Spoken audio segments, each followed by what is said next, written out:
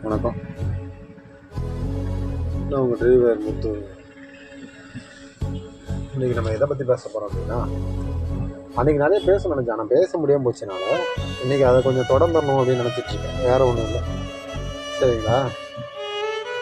வாழ்க்கையில் நிறைய எதிர்பார்ப்புகள், நிறையா திங்கிங் நம்மகிட்ட இருக்குது. இன்றைக்கி ஐயோ இன்றைக்கி பிரியாணி சாப்பிடணுங்கிறதுலேருந்து நாளைக்கு காலையில் என்ன சாப்பிடணுங்க வரைக்கும் எல்லாமே இப்போ நமக்கு எதிர்பார்ப்பாக தான் போயிட்டுருக்கு. இது உள்ள நிறைய பேரால் அதை டெய்லி ரொட்டீனாக நம்மளால் கொண்டு வர மாதிரி தான் இப்போ லைஃப் போய்கிட்டு இருக்கு. அந்த மாதிரி தான் என் வாழ்க்கையும். நான் தான் உங்கள்கிட்ட நிறைய வீடியோவில் சொல்லலை, நிறைய வீடியோ போடுற அளவுக்கு எனக்கு வாய்ஸ் கொடுக்க முடியலை. எனக்கு வாய்ஸ் கொடுத்தா பார்ப்பாங்களோ பார்க்க மாட்டாங்களோ, கிண்டல் பண்ணுவாங்களோ, கேலி பண்ணுவாங்களோ என்ன நானே ஒதுக்கிட்டேன். அப்புறம் தான் முடிவு பண்ண, இவன் யாரா நம்மளை கேலி பண்ணுறக்கு அப்படிங்கிற மாதிரி தான் விட்டுட்டேன். இனி அவன் என்ன கிண்டல் பண்ணானே, கேலி பண்ணானே, அசிங்கப்படுத்துறானே, துக்கப்படுத்துறானே, துயரப்படுத்துறானே, வெட்கப்படுத்துறானே, என்ன படுத்துனா என்ன, இதெல்லாம் பார்த்துட்டேன்டா பார்த்தா. இதுக்கு மேலே நீங்கள் காட்டுறக்கு எதுவும் என்கிட்ட இல்லை. இனி நீ படுத்துகிற அசிங்கமும் கேவலமும் எனக்கு ஒன்றும் பெருசாக தெரிய போகிறது இல்லைடா. நீங்கள் அசிங்கப்பட்டு துக்கப்பட்டு துயரப்பட்டு தான் வாழ்க்கை மேலே வர முடியுங்கிற ஒரு பாடத்தை முதல்ல நல்லா கற்றுக்கோங்க. இங்கே எவனுமே நமக்கு குறைஞ்சவனும் இல்லை, இங்கே எவனும் நமக்கு தாழ்ந்தவனும் இல்லை, எவனும் நமக்கு உயர்ந்தவனும் இல்லை. எல்லோரும் சமம் அப்படின்னு என்னை விட நிறைய பேர் சொல்லிட்டாங்க. இங்கே அது உண்மையாக போயாங்கிறது இங்கே நம்ம தான் முடிவு பண்ணணும். முடிவு பண்ணுற இடத்துல நம்ம தான் இருக்கோம். இங்கே படித்தா முன்னேறலாம், பணம் இருந்தால் முன்னேறலாம், நல்லவனாக இருந்தால் பிச்சை எடுக்கலாம். அதான உண்மை. நிறைய பேருக்கு அதை ஒத்துக்கிட முடியாட்டாலும் அதான் உண்மை. அசுரன் படமாக அது கர்ணன் படத்தில் சொல்கிற டைலாக் மாதிரி, இங்கே ஒத்துக்கிட்டாட்டாலும் அதான் உண்மைங்கிற மாதிரி தான் வாழ்க்கை போய்கிட்டு இருக்கு. நானாக காலைல 6 மணிலேருந்து வண்டியை எடுத்து ட்ரைவ் பண்ண ஆரம்பித்தேன்னா நைட்டு 7 மணி வரைக்கும் வண்டி ஓட்டிகிட்டு தான் இருக்கேன். கண்ணுக்கு எதிராக நிறைய பார்த்துக்கிட்டு இருக்கேன். எத்தனை ஆக்சிடெண்ட்டு, எத்தனை மனுஷங்களோட தாழ்ந்த குணம், எவங்களோ அரக்க குணம், மிருக குணம், போய் பொறாமை, போட்டி எல்லாம் இந்த வண்டியில் நான் எல்லாம் ஊராக சுற்றனால எல்லாம் பார்த்துக்கிட்டு தான் இருக்கேன். இங்கே ஃபர்ஸ்ட் ஆஃப் ஆல் எல்லாமே நல்லா புரிஞ்சுக்கோங்க நண்பா. இங்கே உனக்கு ஒன்றுனா எவனும் வந்து நிற்பானா அப்படின்னா ஒன்றும் கிடையாது. இங்கே உனக்கு ஒன்றுனா உன்னை விட்டு ஓடுறதுக்கு நிறைய பேர் இருக்கான். குடிக்க இருக்குது உனக்கு கை கொடுக்குற ஃப்ரெண்ட்ஸ் உனக்கு வேண்டாம். உன்கிட்ட பணம் இருக்க நேரம் உன் பின்னாடி இருக்கிற ஃப்ரெண்ட்ஸ் உனக்கு வேண்டாம். உனக்கு நல்லா புரியுதா? நீ குடிக்கும்போது, உன்கிட்ட பணம் இருக்கும்போது, உன் பின்னாடி பேக்ரவுண்ட் இருக்கும்போது இருக்கிற எந்த ஒரு நண்பரும் உனக்கு தேவையில்லை. நீ கஷ்டங்கும் போது அவன் எல்லாம் ஓடிடுவான். உனக்கு கஷ்டங்கும் போது 1000 ஃப்ரெண்ட் இருக்கும்போது அதில் ஒருத்தவன் கூட நின்னானா அவன் தாண்டா உண்மையான நண்பன். அவனை மட்டும் பிடி. அவன் நல்லவனோ கெட்டவனோ உனக்கு கஷ்டங்கிற நேரத்தில் வரானா அவனை பிடிச்சி தொங்கு, அவன் பின்னாடி போ, அவன் உனக்கு நிற்பான் எல்லா பக்கமும். அப்படின்னு நம்பு. நீ நம்பாமல் இங்கே எதுவும் மாறாத. நான் நம்பாமல் இருக்க போய் தான் என் வாழ்க்கை மாறாமல் இருந்துச்சு. இப்போ நான் நம்பி நான் போராடிட்டு இருக்கேன். இதில் எனக்கு வெற்றி கிடைச்சாலும் தோல்வி கிடைச்சாலும் நான் போராடிட்டே இருக்கணுங்கிற ஒரு தாட்டுக்கு வந்துட்டேன். யார் என்னை விட்டு போனாலும் சரி, இப்போ நான் போகிற பாதையில் இந்த யூடியூப் சேனல் மூலமாக சரி இருந்தாலும், இப்போ நான் வேலை பார்க்குற இதாக இருந்தாலும் சரி, யார் எனக்கு நீ பார்க்குறது பிடிக்கலடான்னு நல்லா இருப்பீங்க. தயவு செஞ்சு போய்க்கோங்க. இனிமேல் நான் உங்கள் யாருக்காண்டி அவங்களுக்காண்டி நான் என்னை மாற்றிக்கணுங்கிற அவசியம் நீ எனக்கு வரப்போகிறது இல்லை. இனிமேல் நான் இப்படி தான் மூஞ்சிக்கு நேரம் நான் இப்படி தாண்டா இருப்பேன், இப்படி தான் இருப்பேன். முடிஞ்சால் பேசுங்க, பேச வரப்போ இல்லையா? நீங்கள் விலகிருங்க. நான் ஏன் உங்களை விட்டு வரணும்? நீங்கள் விலகி போய்கிட்டே இருங்க. நான் என்னோடய பாதையை கரெக்டாக டிசைட் பண்ணிட்டேன். இனிமேல் இப்படி தான் இருக்க போகிறோம், இப்படி தான் வாழ போகிறோம். கொஞ்சோண்டு கடன் இருக்குது, அந்த கொஞ்சோண்டு கடனை அடைச்சிட்டேன்னா அந்த நிம்மதியும் போயிடும். வாழ்க்கையில் இந்த கடன் இல்லாத ஒரு வாழ்க்கை வாழ்வேன். அதுவும் இன்னொரு 3-4 மாதத்துக்குள்ளே அடைச்சிடுவேன் கம்பல்சரி. எத்தனை லட்சமோ இருந்த கடனை அடைச்சிட்டேன். ஜஸ்ட் ஒரு 60,000 ரூபா இருக்குது, அதையும் அடைச்சிடுவேன். அடைச்சிட்டோன்னா முடிஞ்சுது, வாழ்க்கை நிம்மதியாக இருக்கும். ஏன்னா வாழ்க்கையில் இங்கே நிறைய எதிர்பார்ப்புகள் இருக்கு நண்பா. எப்படி சொல்லனே உங்களுக்கு புரியலை. ஒரு கல்யாண வீட்டுக்கு போனால் கூட மொய் எவ்வளோ வைக்காங்கிற ஒரு எதிர்பார்ப்பு. அதே கல்யாண வீட்டில் சொந்தக்காரன் பார்த்தானா இவன் ட்ரெஸ் எப்படி போட்டிருக்கான், கழுத்தில் செயின் என்ன போட்டிருக்காங்கிற ஒரு எதிர்பார்ப்பு. ஒரு இறந்தவங்க வீட்டுக்கு போனால் கூட அவனோட உடை நடையை தான் பார்க்காங்க, அதுலேயும் ஒரு எதிர்பார்ப்பு. பள்ளிக்கூடத்துக்கு போனால் அங்கேயும் ஒரு புது ட்ரெஸ் போட்டிருக்கானா, செருப்பு போட்டிருக்கானா, என்ன கஷ்டம், அவங்க அப்பா என்ன வேலை பார்க்குறா, அவங்க அம்மா எப்படி இருக்காங்கன்னு அதுலேயும் ஒரு எதிர்பார்ப்பு. சரி வேலைக்கு போகலான்னு பார்த்தா அங்கேயும் ஒரு எதிர்பார்ப்பு. எல்லாத்துலேயுமே எதிர்பார்ப்புங்கிற ஒன்று திணிச்சிட்டாங்க. நம்ம தான் திணிச்சோம், வேறு யாரும் திணிக்கல.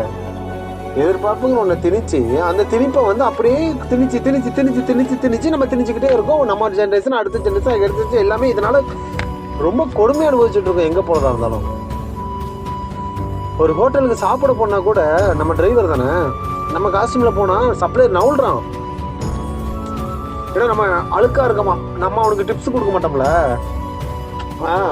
நம்ம மேலே வேர்வை ஓட வரும்ல, அது அவங்களுக்கு இதாக இருக்குது. அவன் வேலை பார்க்குறது சப்ளையர் வேலைங்கிறது அவங்க மறந்துட்டு நம்மளை விட அவன் அது அழுக்காக இருக்கான், கேவலமாக இருக்கான்னு அவனே நம்மளை ஒதுக்குறான். நம்ம பார்க்குற பார்வை இங்கே யாருமே இன்னும் மாற்றலை.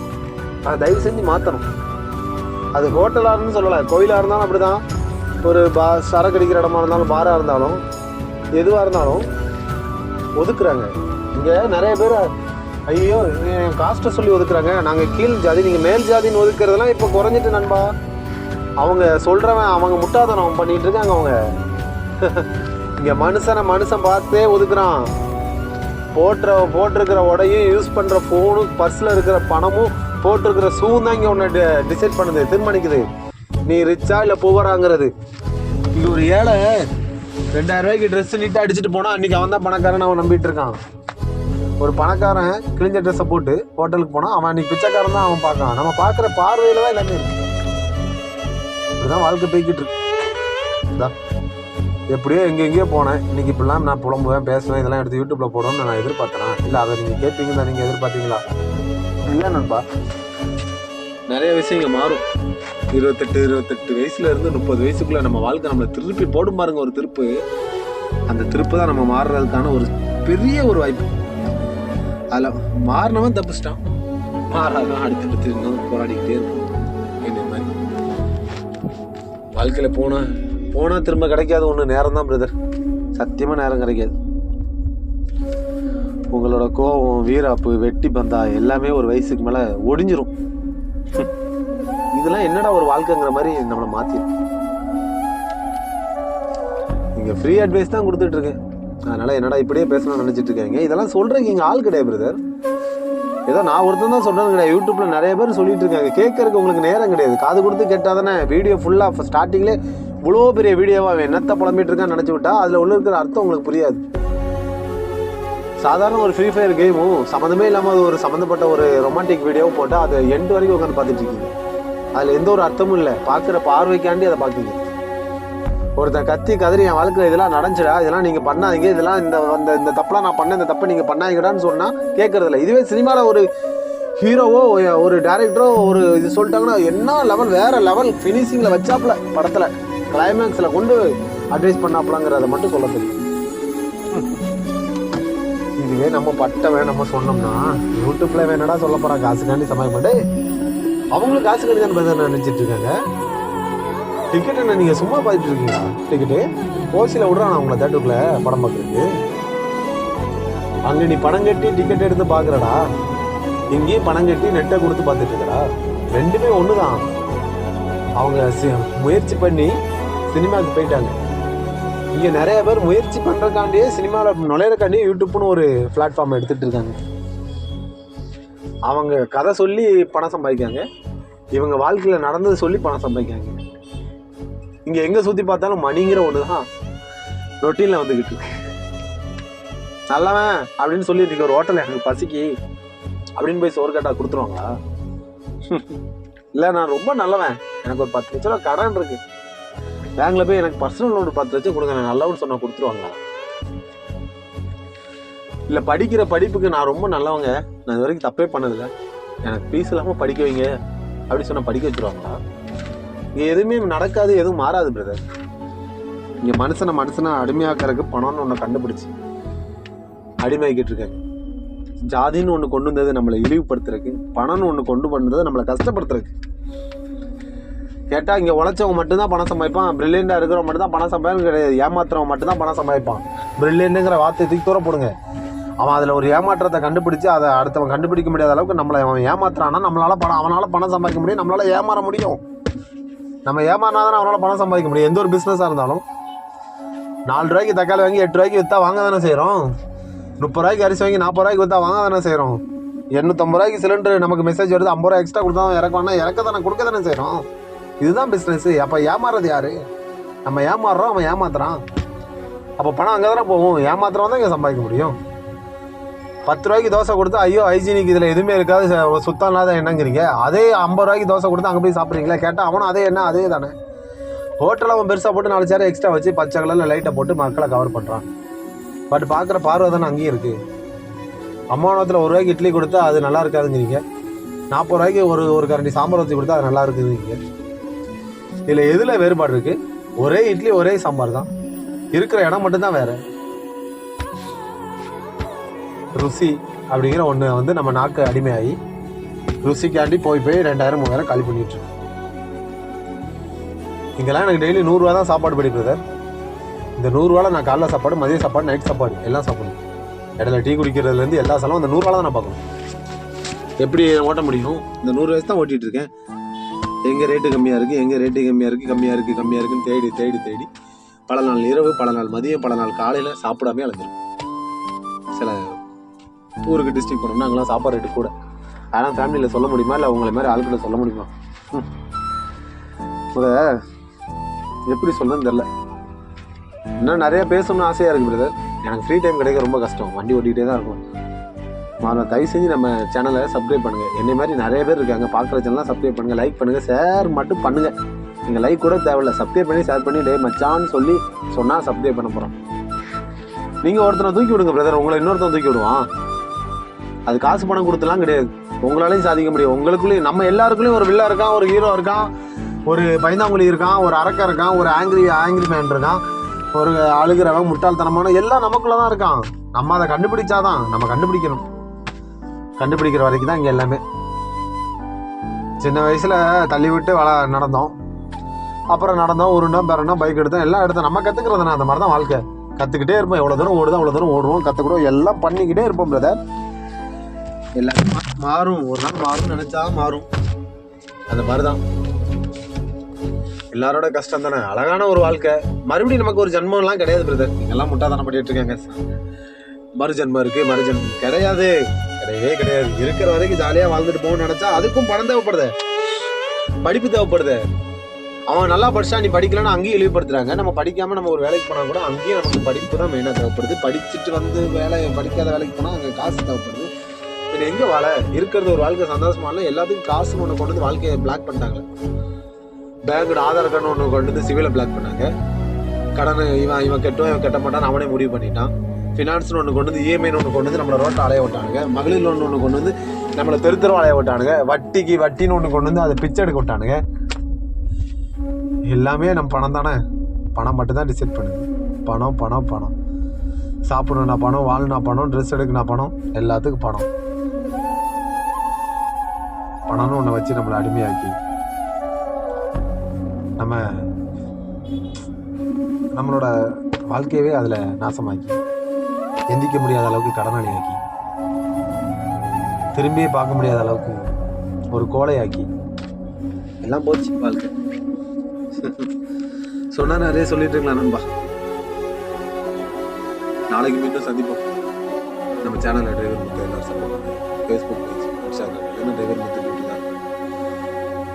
நீங்கள் ஆதரவு கொடுக்குற ஒவ்வொரு ஃபாலோவர்ஸும் எனக்கு ஒரு சப்போர்ட்டாக மோட்டிவேஷனாக இருக்கும். என்னோட ஆட்டிடியூட் என்ன நிறைய இருக்குது, இன்னும் வரும். எல்லாமே கொஞ்சம் கொஞ்சமாக தானே நம்ம வெளியே கொண்டு வர முடியும். ஒரே நாளில் எல்லா கதையும் சொல்லிட்டேன்னா சப்புன்னு போயிடும். 4 இட்லி சாப்பிட வேண்டிய இடத்துல 10 இட்லி சாப்பிட்டாலும் பிடிச்சிருங்களா? அந்த மாதிரி தான் கொஞ்சம் கொஞ்சமாக பேசுவோம், கொஞ்சம் கொஞ்சமாக பழகுவோம். நிறைய விஷயங்கள் நான் பண்ணுறதை சொல்கிறேன், நீங்களும் இதை நிறைய விஷயங்கள் பேசுங்க, ஷேர் பண்ணுங்கள், கமெண்ட் பண்ணுங்கள், லைக் பண்ணுங்கள், ஷேர் பண்ணுங்கள். நான் பண்ண தப்பா யாரும் பண்ணாங்க. நான் பண்ண தப்பால இன்னும் தனிமையாக தான் இருக்கும். நான் பேசுகிற இந்த வார்த்தையும், பார்க்குற இந்த ஊரும், போகிற இந்த மேப்புக்கும், போகிற இந்த ஊரும், இதுதான் எனக்கு இப்போ நண்பர்கள் எல்லாமே. தனிமையாக ரொம்ப கொடுமை, ஒரு வயதுக்கு மேலே. அதனால் தனிமையாக யாரும் இருந்து பழகாதீங்க. வாழ்க்கையில் காதல்னு ஒன்று வந்தால் வாழ்க்கையை மாறினாங்க. காதல்னு ஒன்று வந்து வாழ்க்கை மாறினுச்சு. என்னோட பொய்யால் என் வாழ்க்கை போணுச்சு. இந்த எபிசோட அடுத்த இதில் பார்ப்போம். நான் என்னோட எல்லா வீடியோவும் எபிசோடாக போடலான்னு நினச்சிட்ருக்கேன். போய்கிட்டே இருக்கும் 325 நாள் எபிசோட். எவ்வளோ தூரம் போகும். நான் சொல்கிற கதையை படமாக எடுத்தால் கூட 100 நாள் விடுமா இல்லையோ, ஒரு 2 நாளைக்கு ஒரு நாளும் ஃபீலிங்காக என்ன நினைக்கிறேன். பேச முடியல. சரி பார்ப்போம். வண்டி ஓட்டிகிட்ருக்கேன். மீண்டும் நாளை பார்ப்போம். ஓகே நண்பா. பசங்க நாங்கள் சொல்லிகிட்டு இருக்கோம். பசங்களை பொறுத்த வரைக்கும் எல்லாருமே ஒரு ஃபேமிலிகிட்ட சொல்கிறத விட, பெற்றவங்கிட்ட சொல்கிறத விட, ஃப்ரெண்ட்ஸ்கிட்ட நிறைய சொல்கிறோம்ல. அப்போ இதை ஃப்ரெண்டு தானே திருத்தணும். மச்சான் நீ தப்பான ரூட்டில் போகிறடா, இதை நீ நிறுத்திக்கிறதோட இதுக்கப்புறம் இப்படி நீ போனா நான் ரொம்ப கஷ்டப்படுவேன் மச்சானு. யாரும் இங்கே சொல்ல மாட்டான் இப்போ இருக்கிறவனுங்க. டேய் எனக்கு ஒரு கோட்டு வாங்கி தாடா அப்படின்னு ஃபோன் அடித்தா 10 பேர் வரான் மச்சான். நண்பா படுக்க உடம்பு சரியில்லை, 6 மாதம் வீட்டில் இருந்தோம், ஒரு நாதி வந்து பார்க்கல. என் வாழ்க்கையில் நடந்தது அதெல்லாம். அதனால தான் சொல்கிறேன், நிறைய பேருக்கு அவங்க வாழ்க்கையை பார்க்கவே நேரம் இல்லை பிரதர். அதெல்லாம் அந்த காலம் பிரதர். அவங்க நம்மளை பார்த்துக்கிடுவாங்க. ஐயோ என் ஃப்ரெண்டை விட்டா எனக்கு வேறு யாரு, அதெல்லாம் 90s முடிஞ்சு போச்சு. இப்போ இருக்காங்க, நான் இல்லைன்னு சொல்கிறேன். ஐயோ நிறைய பேர் இருக்காங்க பிரதர், உண்மையாக இருக்காங்களா பிரதர்? அதான் மேட்ரு பிரதர். இப்போ நம்ம வாழ்கிற வாழ்க்கை எப்படின்னா ஒரு சிஸ்டம் வாழ்க்கை வந்துட்டு இருக்கோம். புரியும் நினைக்கிறேன். செல்லு தான் உலகம். எனக்கு செல்லில் எல்லாமே தெரியுதே. நான் எதுக்கு வெளியே போகணும்? செல்லில் நான் எல்லாம் பார்த்து சிரிச்சுக்கிறேனே. நான் எதுக்கு வெளியே போய் 4 பேர் முன்னாடி உட்காந்து சிரிக்கிறேன்? செல்லு தானே எல்லாங்கிற மாதிரி போய்கிட்டு இருக்கு. ஒரு வயசுக்கு மேலே பசங்களாக இருந்தாலும் சரி, பொண்ணுங்களாக இருந்தாலும் சரி, வாழ்க்கை போர் அடிக்குது. அது ரொம்ப கஷ்டமாக இருக்குது. அந்த கஷ்டத்தை எப்படி சொல்லன்னு தெரியாமல் நிறைய பேர் இங்கே ஒரே இடத்துல உட்காந்து அப்படியே ஃப்ரீஸ் ஆகி போய் இருக்காங்க. புரியுதா? இப்போ நான் ஏன் சேனல் வச்சுருக்கேன்? என்ன மாதிரி நிறைய பேர் இருக்காங்க நண்பா. ஏன் வெளியே வாங்க. ஏன் நம்ம கஷ்டத்தை அடுத்தவங்கிட்ட பேசுறதுக்கு நம்ம ஏன் வெட்கப்படணும்?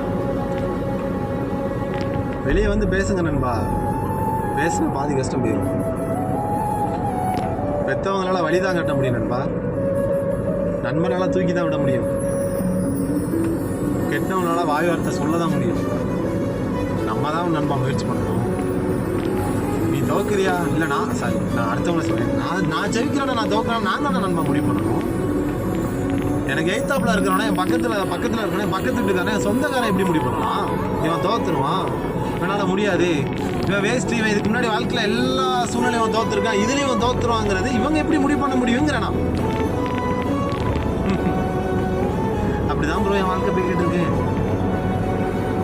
ஆனால் நான் ரொம்ப வேகமாக எழுந்திருவேன். அது எனக்கு என் மேலே அதில் ஒரு பெரிய நம்பிக்கை. நீங்கள் ஒரு விஷயம் கற்றுக்கிறதுக்கு ரொம்ப நாள் ஆகுதுன்னா நான் 1 ஹவரில் கற்றுக்கிடுவேன். அது எப்படி பண்ணணும் என்னங்கிறது என் மைண்ட் அப்படியே யோசித்தா நான் அதில் உள்ள ஷார்ட் ஃபார்ம் ஃபுல்லாக நான் எடுத்துருவேன். படிக்கலாம். நான் பேசிக் மெத்தடை ஃபுல்லாக நான் தூக்கி எரிஞ்சிருவேன். எப்படி பண்ணணும்னு எனக்கு தெரியும். இவ்வளோ நாள் நான் நாசமாக போனதுக்குள்ள காரணத்தையும் நான் கண்டுபிடிச்சிட்டேன். அதுக்கே இவ்வளோ நாள் ஆகிடுச்சு. நான் என்னென்ன தப்பு பண்ணங்கிறதே நான் இப்போ ஒரு ரீசெண்டாக ஒரு 6 மாதமாக நான் புரட்டி போட்டு அதையே நான் யோசிச்சிருக்கேன். பழைய வாழ்க்கை ஸ்டைலை நினச்சி நான் என்ன தப்பு பண்ணேன், ஏது பண்ணேன், எதில் நான் விட்டேன், என்ன பண்ணேன், எல்லாத்தையும் நான் யோசித்து இப்போ தான் ஒரு கரெக்டான ட்ராக்குக்கு வந்துருக்கேன். ஏன்னா இதுக்கு முன்னாடி நம்ம ஓடின ட்ராக்லாம் என் கூட வேற எவனா ஓடனான். மச்சான் நீ இது பண்ண மச்சான் நீ அதை பண்ண மச்சான் நீ இப்படி இரு மச்சான், அப்படி இரு மச்சான். நான் அவனோட பேச்சை கேட்டு அவனோட ட்ராக்ல ஓடி இருக்கேன் தவிர என்னோட ட்ராக்ல நான் ஓடவே இல்லை. சுத்தமாக நல்ல வேலை பார்ப்பேன். சின்ன வயசில் நான் பார்த்த வேலை ஃபேமிலி கஷ்டத்துக்காண்டி கரெக்டாக தான் வாழ்க்கையை கரெக்டாக தான் தொடங்கி அப்பா சரியில்லாட்டாலும் அம்மாவோட அரவணைப்புலையும் அம்மாவை கஷ்டப்பட்டு நம்ம வீட்டோட பார்த்து படிக்க வச்சு அவங்கள ஒரு நிலைமைக்கு கொண்டு வரணுங்கிறக்காண்டி தான் நான் ஓடையே ஆரம்பித்தேன். ஆனால் இப்போ திடீர்னு நான் இத்தனை வருஷம் கழிச்சு வந்து திரும்பி பார்க்க ஒன்றுமே இல்லை. என்னடா அப்படின்னு பார்த்தா நான் ஓடின பாதை எல்லாமே தப்பாக தான் இருந்திருக்கு. இப்போ அதை விட்டு நான் திருந்திட்டேன். நான் திடீர்னு நான் திரும்பி வந்து திருந்திட்டேன்டா அப்படின்னு திரும்பி பார்க்கும்போது என்கிட்ட பேசுகிற கூட யாருமே இல்லை. பழைய ஃப்ரெண்ட்ஸ் எல்லாமே போயிட்டானுங்க, ஃபேமிலி மெம்பர்ஸ் எல்லாமே ஒதுக்கிட்டானுங்க. இப்போ எனக்குன்னு ஒரு ஃபேமிலி, அழகான ஒரு மனைவி, 2 குழந்தைகள், எங்கள் அம்மா எங்கள் அப்பா. இப்போ டிரைவராக இருக்கனால ஊராக சுற்றிட்டு இருக்க நாடோடி போய் இங்கே கிடைக்கிற அழகான நண்பர்கள், அன்பான தோழர்கள், இவங்க எல்லாரால தான் என் வாழ்க்கை போய்கிட்டு. நல்லா சிரிச்சு கூட ரொம்ப நாள் ஆச்சுங்க. ஏன்னா சிரிக்கிறதுக்கு கூட இங்கே காரணம் தேவைப்படுற மாதிரி போயிடுச்சு. நம்ம அப்படி அந்த எந்த ஒரு காரணமே என்கிட்ட இல்லைங்கிற மாதிரி எனக்கு போச்சு. அந்த மாதிரி நிறையா வாழ்க்கையில் அடிபட்டு மிதிப்பட்டு பதப்பட்டு, அசிங்கப்பட்டு, துக்கப்பட்டு, துயரப்பட்டு, எங்கேயுமே போக முடியாமல் வாழ்க்கையில் ஏதாட்டும் ஒன்று பண்ணி செவிச்சிடணும். 27 வருஷம் போய் இவனுக்கு முன்னாடி மறுபடியும் வந்து இவனுக்கு நான் வந்துட்டு அந்த படத்தில் ஹீரோலாம் சொல்லுவாங்களே ஆட்டிடியூட், அந்த மாதிரி அந்த லெவலுக்குலாம் போக வேண்டாம். இந்த சேனலை வச்சு ஒரு 40 பேர் பார்த்து ஆறுதலாக 4 வாரத்தை பேசினா கூட நம்ம ஜெயிச்சுட்டா அர்த்தம் தானே. காசு பணத்தை எங்கெங்க கொண்டு போகிறோம்? இந்த செத்தோன்னா நான் என்ன ஃபேண்ட் பேக்கில் வச்சு எட்டு போகிறோமா? இல்லை நான் என் பிள்ளைகிட்ட கொடுத்துட்டு போன பிறகு என் பிள்ளை அதை திருப்பி அதை அப்படியே பத்திரமா வச்சு மேலே கொண்டு வந்து என்கிட்ட திருப்பி கொடுக்க போதா? ஒன்றுமே இல்லைங்க. மனுஷனை அடிமைப்படுத்துறதுக்காண்டியும் அவமானப்படுத்துறதுக்காண்டி உருவாக்கினதானங்க காசு. ஏங்க மன்னர் காலத்துலேருந்து மண்ணாங்கட்டி காலத்துலேருந்து இப்போ வரைக்கும் அதை தானே நம்ம பண்ணிக்கிட்டு இருக்கோம். அதை கேட்டு தான் நம்ம வாழ்ந்துக்கிட்டு இருக்கோம். பார்க்கறதுக்கு கண்ணுக்கு அழகாக இருக்கிறது இருந்தும், சாப்பிட்றதுக்கு தட்டு நிறையா சாப்பாடு இருந்தும், பேசுறதுக்கு 1000 சொந்தம் இருந்தும், நான் வேற எப்படி சொல்ல உங்களுக்கு புரியுற மாதிரி வாழ்க்கையில் எல்லாமே இருந்தும் யாருமே இல்லாமல் ஒரு நாள் இருந்தும் அந்த ஃபீலிங் இருந்து பார்த்தா அதான் தெரியும். புலம்ப விட்டு தவிக்க விட்டு தொழில விட்டு நான் இன்னைக்கு இப்படி பேசுறேன்னு இல்லை, எனக்கு நிறைய பேசணும்னு தோணுது. வாழ்க்கையில் பாதி ஏஜ் பாதி இயர் என்னோட பிறந்ததுலேருந்து நான் பாதி இயர் வந்து மற்றவங்களுக்காண்டி வாழாமல் எனக்காண்டி வாழாமல் ஒரு சுயநலமான ஒரு வாழ்க்கையை நான் வாழ்ந்துட்டேன். அதுலேருந்து இப்போ நான் என்னை திருத்திக்கிட்டு நான் என்னை நம்பி வந்தவங்கள இனிமேல் அவங்கள கைவிடக்கூடாது, நான் இருக்கேன் அப்படின்னு இது வரைக்கும் நான் யாருக்கிட்டையும் சொன்னது கிடையாது. யாருக்காண்டி நான் அம்மா அப்பா கூட இது வரைக்கும் நான் இருக்கேம்மா, நான் பார்த்துக்கிறேன் ஒரு நாள் கூட எனக்கு அது சொல்லணும் அப்போ தோணலை. ஏன்னா அவங்க நம்மளை அப்பா சரியில்லாட்டாலும் அம்மா வேலைக்கு போய் கஷ்டம் தெரியாமல் வளர்ந்துருக்கு. சாப்பாட்டுக்கு பசியோட அருமை என்னன்னு இது வரைக்கும் எங்கள் அம்மா ஒரு நாள் கூட நமக்கு காட்டினது. பசி அருமை தெரியாமல் என்ன சொல்கிறேன், பசின்னு ஒன்று நம்ம சொல்ல முடியாத அளவுக்கு நமக்கு நேரத்துக்கு அவங்களுக்கு உடம்பு சரியில்லாட்டாலும் பிள்ளைகள் சாப்பிடணும், பிள்ளைகளுக்காண்டி எங்கள் அம்மா வந்துச்சு. நிறைய விஷயங்கள் நிறைய பேர் என்னை மாதிரி இருக்காங்க, அவங்களுக்காண்டி தான் இந்த பதிவுலாம். ஏன்னா இங்கே யாரும் அவங்கள வந்து திருத்த மாட்டாங்க நண்பா பிரதர். அவங்க திருத்த மாட்டாங்க, அவங்களும் திருந்த மாட்டாங்க, அவங்களும் திருந்திக்கிட மாட்டாங்க. அந்த மாதிரி நிறைய பேர் இங்கே இருப்பாங்க பிரதர். உங்களுக்கு புரியும் நினைக்கிறேன். நம்ம தான் பிரதர் நம்மளை திருத்திக்கணும். இப்போ நான் பட்டேன், புரிஞ்சேன், தெளிஞ்சேன். இங்கே நான் பேசுகிற ஒவ்வொரு வார்த்தையும் ஸ்கிரிப்ட் இல்லை. இங்கே நிறைய பேர் சினிமாவுக்கு தான் அடிக்டாக இருக்கும். என் தளபதி, என் வாழ்க்கை, என் சொர்க்கம் இல்லை பிரதர். அங்கே படமாக எடுக்கிற ஒவ்வொரு லிரிக்ஸும், ஒவ்வொரு சீனும் இன்னொருத்தவங்களோட கதை, இன்னொருத்தவங்களோட வாழ்க்கை, சொல்ல முடியாத ஒரு வழி. அதை அவங்க பார்த்து அவங்க திரைக்கதையை மாற்றி அதை நம்ம கண்ணு முன்னாடி திரையரங்கில் போடுறாங்க. அது நமக்கு பார்க்க நல்லா இருக்கா?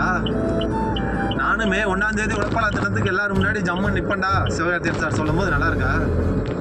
நம்மளால நிற்க முடியாது. கோடியில் ஒருத்தன் நான் நின்னேன்னு சொல்லி கை தூக்கலாம், எல்லாராலையும் தூக்க முடியுமா? சமமாக நம்மளால் பண்ண முடியும்? வாய்ப்பே கிடையாது.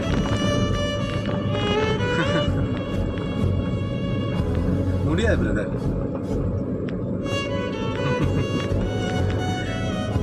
வாழ்க்கை அப்படிதான். நிறைய விஷயங்கள் நம்ம தான் பட்டு புரிஞ்சுக்க முடியாது. நான் நிறைய தப்பாக பேசியிருக்கேன், நிறைய பேரை தப்பாகவே பேசியிருக்கேன், தப்பு பண்ணியிருக்கேன். தப்பாக என்ன பேசியிருக்கேன்? தப்பே பண்ணியிருக்கேன் நான். அப்போ தெரியல அது தப்புன்னு.